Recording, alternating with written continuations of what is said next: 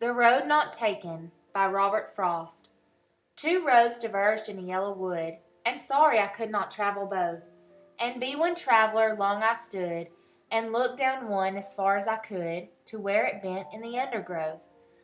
Then took the other as just as fair, and having perhaps the better claim, because it was grassy and wanted wear, though as for that the passing there had worn them really about the same. And both that morning equally lay, and leaves no step had trodden black. Oh, I kept the first for another day, yet knowing how way leads on to way, I doubted if I should ever come back. I shall be telling this with a sigh, somewhere ages and ages hence. Two roads diverged in a yellow wood, and I took the one less traveled by, and that has made all the difference. The theme for Robert Frost's poem is making choices.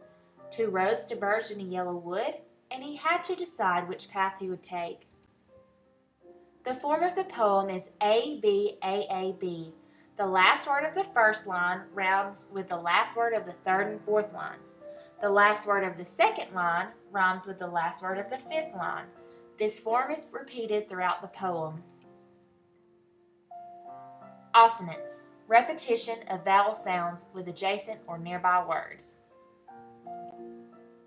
The author repeated the A sound in this example because it was grassy and wanted wear, though as for that the passing there.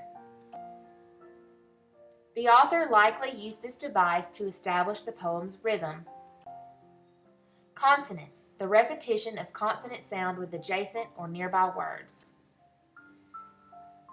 The example, two roads diverged in a yellow wood.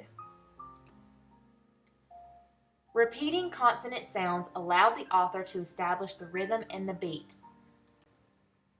Personification, giving an idea, thing, or animal human characteristics. Because it was grassy and wanted wear. The author said the grass wanted wear as if it had thoughts and feelings like a human. Personification allows the reader to relate to the thing being personified. Hyperbole. And be one traveller long I stood, and looked down one as far as I could. The author increased effect and exaggeration by stating he stood long and looked far. This use of a hyperbole allows the author to convey how hard it is to make choices. One must think carefully before acting.